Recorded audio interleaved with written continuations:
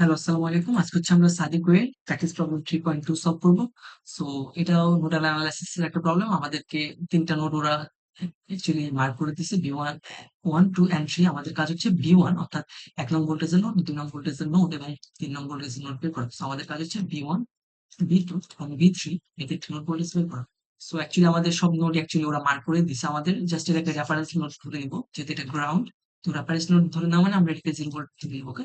So আমরা হচ্ছে ৩ টা নোডের জন্য আলাদা, আলাদা ৩ টা কেসিএল এপ্লাই করব। ৩ বার কেসিএল এপ্লাই করব। দেন হচ্ছে ৩ টি ইকুয়েশন আসবে, ওই ৩ টা সলভ করব। একদম সিম্পল একটা মেথডে। সো আমি প্রথমে কেসিএল এক নোড 1 ১ নং নোডে যদি কেসিএল এপ্লাই করি তখন অ্যাকচুয়ালি আমরা যেভাবে যে প্রসেস করতাম, আমরা যখন যে নোডের জন্য এপ্লাই করব, নোডের ভোল্টেজকে সবচেয়ে বেশি ধরে নিব। তার মানে এই নোড থেকে সব দিকে কারেন্ট বের হচ্ছে। হ্যাঁ? শুধুমাত্র যদি কারেন্ট সোর্স দেওয়া থাকে তার মানে কারেন্ট সোর্স থেকে এদিকে আসতেছে। অ্যাকচুয়ালি কারেন্ট সোর্স দেওয়া থাকা মানে কি? কারেন্ট সোর্স অ্যাকচুয়ালি দেখাই দিচ্ছে যে কারেন্ট আসতেছে। কারেন্ট সোর্স ছাড়া বাকি যে পথগুলো আছে, যে রেজিস্ট্যান্স এর মধ্যে দিয়ে কারেন্ট যাওয়ার পথগুলো আছে, ওইগুলোর ক্ষেত্রে ধরে নিব যে এই পয়েন্ট থেকে অ্যাকচুয়ালি কারেন্ট যাচ্ছে সবগুলাতে। ওকে?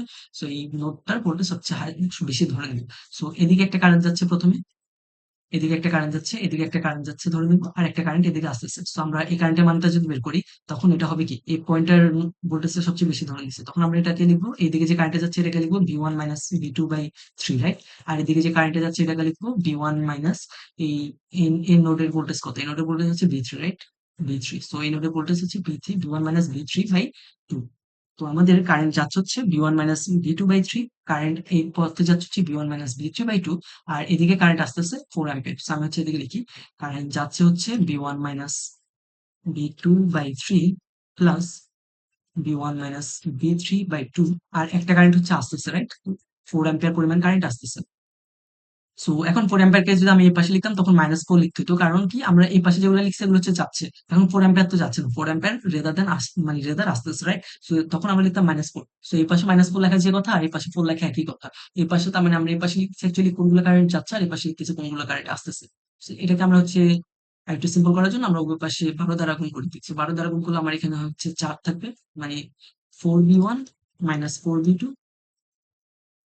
Plus 6v1 minus 6v3 is equal to 4 into 12, that is 48. সেখান থেকে আমরা একটা ইকুয়েশন বের করতে পারবো সুন্দরভাবে। এটা হচ্ছে 10v1 minus 4v2 minus 6v3 is equal to 48. So আমরা এটাকে ১ নং ইকুয়েশন নাম দিলাম। এখন আমরা যদি কেসিএল at node 2 অর্থাৎ ২ নং নোডে যদি কেসিএল এপ্লাই করি, তো সেক্ষেত্রে আমরা যখন ২ নং নোডে এপ্লাই করব তখন ধরে নিব ২ নং নোড হচ্ছে ২ নং এর নোড ভোল্টেজ হচ্ছে সবচেয়ে বড়, রাইট? তার মানে আমার এদিকে হচ্ছে একটা কারেন্ট যাচ্ছে, হ্যাঁ? আর এদিকে একটা কারেন্ট যাচ্ছে।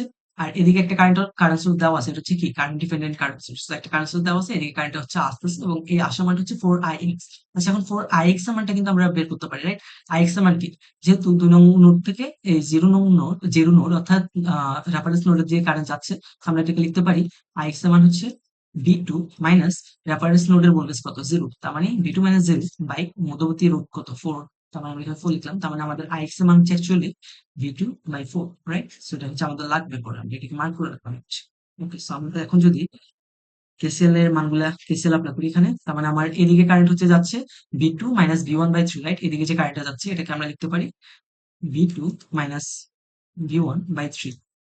আমরা যখন V2 তে এপ্লাই করতেছি তখন V2 কে সবার থেকে বড় চিন্তা করতেছি। তার মানে V2 মাইনাস V1/3, অর্থাৎ V2 থেকে V1 এর ১ নং নোডের দিকে যে কারেন্টটা যাচ্ছে। প্লাস আরেকটা কারেন্ট হচ্ছে এই যে এদিকে Ix পরিমাণ। সো এই কারেন্টের মান কত? V2/4, right? আর আরেকটা কারেন্ট হচ্ছে আসতেছে। আসার পরিমাণ কারেন্ট হচ্ছে 4ix। 4 into Ix। এখন Ix এর মান তো আমরা বের করছি V2/4। সো আমরা Ix এর জায়গায় ডিরেক্ট V2/4 লিখে দিই। So A4 A4 cancel out করবে ইচ আদার।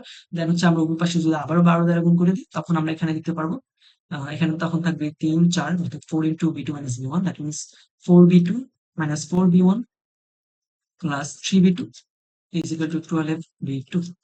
সেখান থেকে আমরা আরেকটি ইকুয়েশন করতে পারি, সেটা হচ্ছে minus 4V1 4 plus 3, that means 7, 7 minus 12, that means minus 5V2 is equal to 0। সেটাকে আমরা ২ নং ইকুয়েশন লিখলাম। এখন হচ্ছে আমাদের আর একটা নোট বাকি, সেটা হচ্ছে ৩ নং নোট, রাইট? যে কয়টা নোট সে কয়টা ইকুয়েশন আমাদের বের করতে হবে। তারপর আমরা সে কয়টা আননোন পাবো, ওই কয়টা আননোনকে আমরা সলভ করে ওই কয়টা সলিউশন আমরা পেয়ে যাবো, রাইট? সো এখন ৩ নং নোডে যদি এপ্লাই করি, এখন ধরে নেব ৩ নং নোডের ভোল্টেজটা সবার থেকে বেশি, অর্থাৎ এইদিকে কারেন্ট যাচ্ছে, এইদিকে কারেন্ট যাচ্ছে, আর এদিকে তো একটা কারেন্ট সোর্স দেওয়া আছে, এদিকে তো দেখানোই আছে যে এদিকে কারেন্ট যাচ্ছে। ওকে, সো আমরা যদি এখন এখানে অ্যাপ্লাই করি, এই পাশে লিখবো, আমরা যদি এখন অ্যাপ্লাই করি তাহলে V3 অর্থাৎ আমরা যদি এই দিকের কারেন্টটা যদি মান বের করি তখন এই দিকের কারেন্টটা কত V3 মাইনাস V1 এই পয়েন্টের নোড ভোল্টেজ কত V1 রাইট যেহেতু এখানে আর কোনো বাধা টাধা কিছু নেই তার মানে এই পয়েন্টের ভোল্টেজ V1 তার মানে আমাদের এই দিকে যে কারেন্টটা যাচ্ছে এটা হচ্ছে এই পয়েন্টের নোড হচ্ছে V3 এই পয়েন্টের নোড ভোল্টেজ V3 তার মানে আমাদের এই দিকে যে কারেন্টটা যাচ্ছে সেটা হচ্ছে V3 minus V1 by 2 right আমরা এখানে লিখবো V3 minus V1 by 2 plus same ভাবে এদিকে যে কারেন্টটা যাচ্ছে এটা হচ্ছে V3 মাইনাস 0 বাই 6 তার মানে আমি এখানে ডিরেক্ট লিখতে পারি V3 বাই 6 প্লাস 4ix এদিকে কারেন্ট যাচ্ছে 4ix পরিমাণ এখন ix এর মান হচ্ছে b2 বাই 4 তো আমরা যদি একেবারে লিখে দিই 4ix মানে b2 বাই 4 সো এই 4 এই 4 ক্যান্সেল আউট ইকুয়াল টু 0 যেহেতু কোনো কারেন্টই আসতেছে না রাইট সো এখন আমরা উভয় পাশে যদি 6 দ্বারা গুণ করি তখন আমাদের এখানে আসতেছে 3b3 minus 3b1 plus b3 plus 6b2 0 so এখান থেকে আমরা একটি ইকুয়েশন বের করতে পারি সেটা হচ্ছে minus 3b1 plus 6b2 plus এদিকে থাকতেছে আমার শুধুমাত্র v3 তার মানে v3 প্লাস v3 তার মানে হচ্ছে 4v3 সেটা হচ্ছে আমার ইকুয়েশন নাম্বার 3 সো এটা হচ্ছে আমরা তিনটা লিনিয়ার সিস্টেম অফ ইকুয়েশন পেয়ে গেছি এটাকে আমরা হচ্ছে ক্রেমার রুলের মাধ্যমে সলভ করবো সো আমি হচ্ছে আমার আগের যে সলিউশন অর্থাৎ 3.1 এ আমি ক্রেমার রুল দিয়ে কিভাবে সলভ করতে হয় ওটা দেখাইছি এখন আমি ক্রেমার রুল দিয়ে সলভ করবো আমি ডিরেক্ট ক্যালকুলেটর দিয়ে করবো তবে আমি যদি একটু প্রসেসটা বলি কিভাবে করবে সেটা হচ্ছে আমাদের প্রথমে সবগুলা ডিটারমিনেন্ট বের করতে হবে এখানে সবগুলো ডিটারমিনেন্ট বের করবো তারপর ভি1 এর জন্য ডি1 বের করার সময় ভি1 এর যে সহগ ওই সহগের জায়গায় কনস্ট্যান্ট গুলা বসিয়ে আমরা আরেকটা ডিটারমিনেন্ট বের করবো সেম ভাবে ডি2 বের করার সময় ভি2 এর সবগুলা জায়গায় কনস্ট্যান্ট গুলা বসিয়ে আমরা আরেকটা বের করবো দেন ডি3 সেম ভাবে ডি3 বের করবো সেক্ষেত্রে এই চারটা মান আমরা বের করবো আগে চারটা মান বের করার পর আমাদের ভি1 এর মান হবে ডি1 বাই ডি ডি2 এর মান হবে ডি2 বাই ডি ভি3 এর মান হবে ডি3 বাই ডি সো এভাবে বের করবো আমি হচ্ছে ক্যালকুলেটর বের করে ফেলতে পারি তিনটেই আমি ক্যালকুলেটরের মাধ্যমে সলভ করলাম সো প্রথম ইকুয়েশনের সবগুলা বসে 10 মাইনাস 4 মাইনাস 6 48 এন্ড হচ্ছে 4 মাইনাস 5 0 মাইনাস 3 6 4 0 সো ক্যালকুলেটর আমি ডিরেক্ট বসিয়ে মানগুলো পাই v1 হচ্ছে 32 v2 হচ্ছে আমার মাইনাস 25.0 এন্ড v3 হচ্ছে 62.4 এবং ইউনিট obviously লিখতে হবে volt. So that is my answer. Okay, I hope বুঝে গেছে। আসসালামু আলাইকুম।